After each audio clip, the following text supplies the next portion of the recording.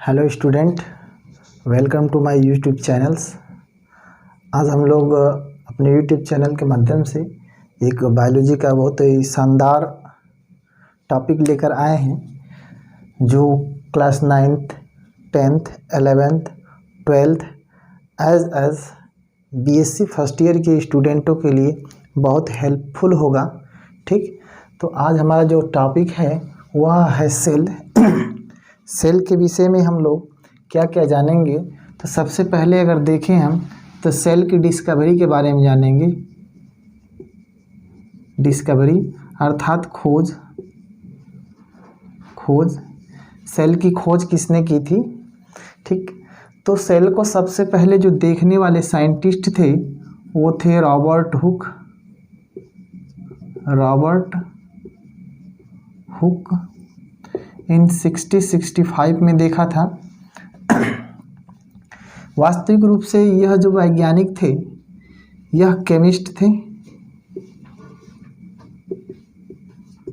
थे। ये जब अपने लेबोरेटरी में रिसर्च करने के लिए या एग्जामिन करने के लिए या किसी रिएजेंट के बारे में जानने के लिए गए तो उन्होंने रिएजेंट के बॉटल पर कार्क देखा। क्या देखा? कार्क देखा। जो कार्क होता है वह डेड पार्ट ऑफ प्लांट होता है। प्लांट के डेड पार्ट से प्राप्त किया जाता है कार्क, और बोतल को बंद करने के लिए प्राचीन समय में उपयोग किया जाता था।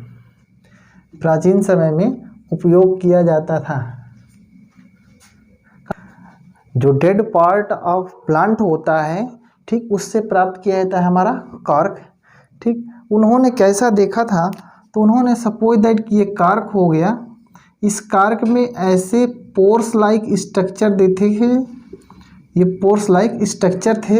इसको जानने के लिए उन्होंने इसका एक थिन स्लाइस पतला कट काटा और अपने खुद के बनाए माइक्रोस्कोप से, उस समय अपने खुद के बनाए माइक्रोस्कोप से इसको एग्जामिन किया, देखा, तो उनको कुछ इस प्रकार के स्ट्रक्चर देखने को मिले।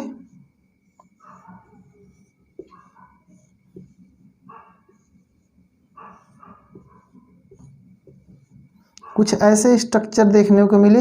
यह दिख कैसे रहे हैं? Honey comb like. कैसे दिख रहे हैं? हनी कम्ब लाइक, मधुमक्खी के छत्ते जैसे। कैसे दिख रहे हैं? मधुमक्खी के छत्ते जैसे दिख रहे हैं। इसमें जो एक संरचना है उनको उन्होंने देखा तो बताया कि यह क्या है? Little compartment. क्या है? लिटल कंपार्टमेंट है। ओके, जो आगे चलकर सेलुली बना, और प्रेजेंट टाइम में इसी को क्या कह दिया गया? सेल कह दिया गया।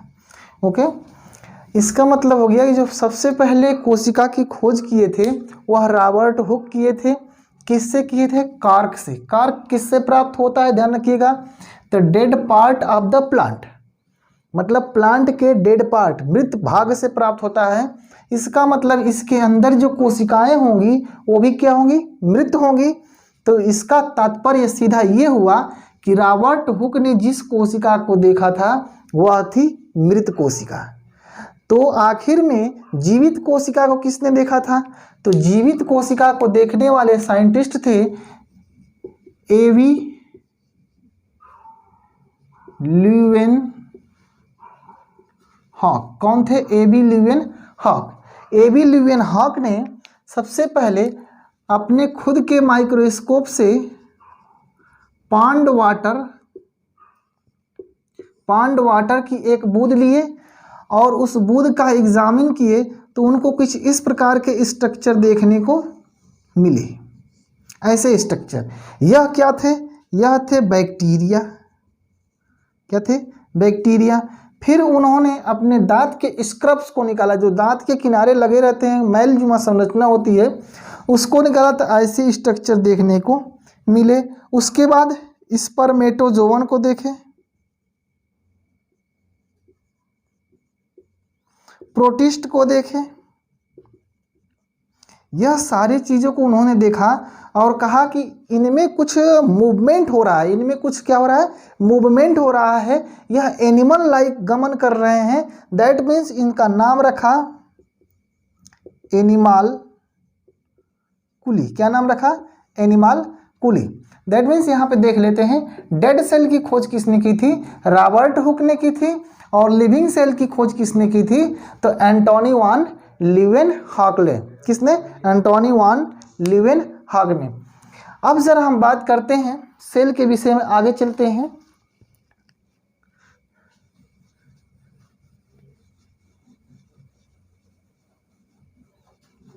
देखिएगा आप, सेल के विषय में कुछ और जानकारियां होती हैं।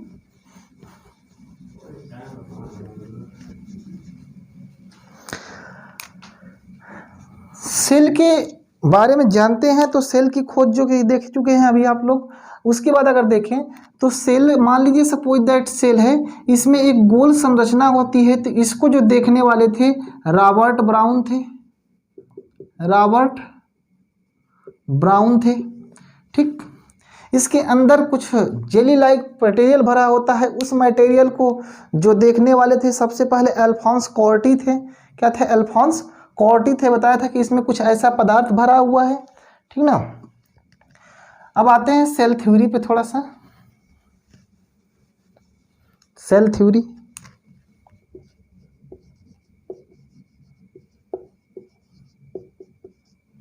इसे कहते हैं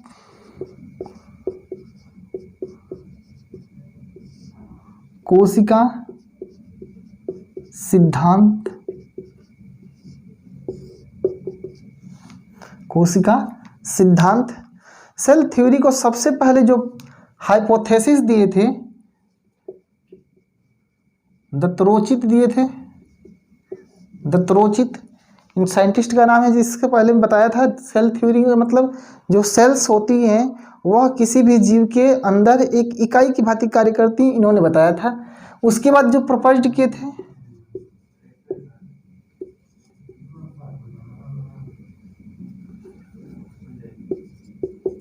स्लाइडेन एंड स्वान दिए थे।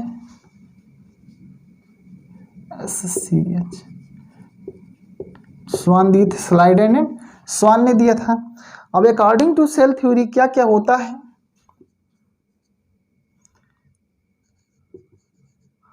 All the living organism made up of cell. सभी लिविंग ऑर्गेनिज्म किससे मिलकर बने होते हैं? सेल से। All cells are alike chemically and physically। तीसरा पॉइंट क्या है? New cell arise from pre-existing cell. इसी चीज को बोला गया है ओमना सेलुला ई सेलुली। ओमनिस सेलुलाई सेलुली। Okay, next point, all the activities of an organism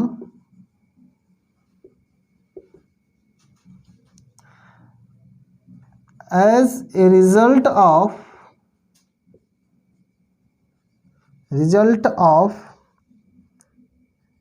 action of cell। ये 4 पॉइंट हैं जो सेल थ्योरी के बारे में दिए गए थे और किसने दिया था? स्लाइडेन एंड स्वान ने दिया था। That means all the living organism is made up of cell. सभी जीव जो बने होते हैं वह किससे मिलकर बने होते हैं? कोशिका से। इसीलिए कोशिका को स्ट्रक्चरल एंड फंक्शनल यूनिट कहा गया है, ठीक ना। Structural and functional unit of organisms.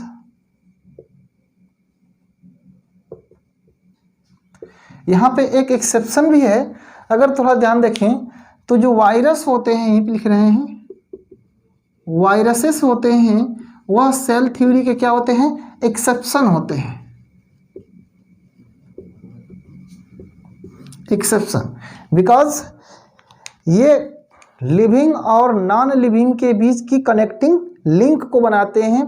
यह जब होस्ट से बाहर रहते हैं तो एक पार्टिकल के रूप में रहते हैं, जबकि होस्ट के अंदर रहते हैं तो यह लिविंग के जैसा मल्टीप्लिकेशन शो करते हैं अर्थात गुणन को प्रक्रिया को प्रदर्शित करते हैं। इसीलिए इनको जो एक्सेप्शन में रखा गया है क्योंकि यह एसेलुलर होते हैं अर्थात अकोशिकीय। इनके चारों तरफ कोई मेम्ब्रेन नहीं होती है, यह कोशिका जैसी संरचना प्रदर्शित नहीं करते हैं अर्थात यह हो गए हमारे सेल थ्योरी के एक्सेप्शन। अब आते हैं थोड़ा सा स्ट्रक्चर के विषय में। स्क्रीनशॉट लेना चाहें तो ले सकते हैं।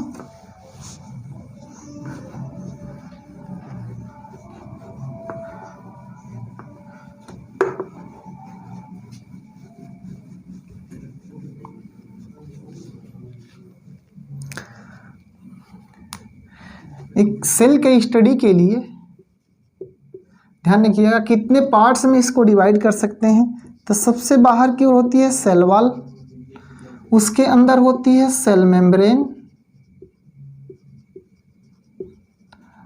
उसके अंदर होता है प्रोटोप्लाज्म,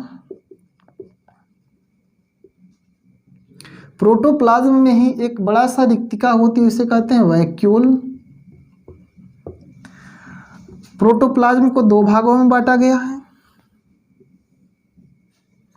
एक होता है साइटोप्लाज्म, दूसरा होता है न्यूक्लियोप्लाज्म। साइटोप्लाज्म को भी दो भागों में बांटा गया है, इक्टोप्लाज्म, इंडोप्लाज्म। इसके अंदर जो पदार्थ होते हैं उन तीन प्रकार के पदार्थ होते हैं। कौन कौन से होते देख लेते हैं। पहला एक सिक्रीटरी होता है, दूसरा एक्सक्रीटरी होता है, चौथा तीसरा स्टोरेज होता है, स्टोरेज। ठीक, सिक्रीटरी जो मटेरियल होता है सेल के द्वारा खुद सिक्रीट किया जाता है। इसके अंदर सारी मेटाबॉलिक एक्टिविटी होती हैं, उससे कुछ रॉ मटेरियल अपशिष्ट पदार्थ निकलते हैं, उन्हें बाहर निकालना होता है तो वो होते हैं एक्सक्रीटरी मटेरियल। भविष्य के लिए कोशिका कुछ पदार्थों का संचय करती है तो वो होता है स्टोरेज मटेरियल। इंडोप्लाज्म में मोस्टली जो होते हैं वह होते हैं सेल ऑर्गेनेल्स। अब सेल ऑर्गेनेल्स को थोड़ा देख लें तो कोशिका के अंदर पाए जाने वाले जो अंगक होते हैं उन्हीं को कोशिकांग या सेल ऑर्गेनेल्स कहते हैं। यह दो प्रकार के होते हैं,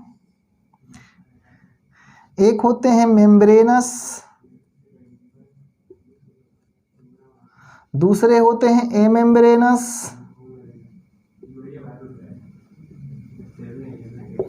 एमेम्ब्रेनस, ठीक।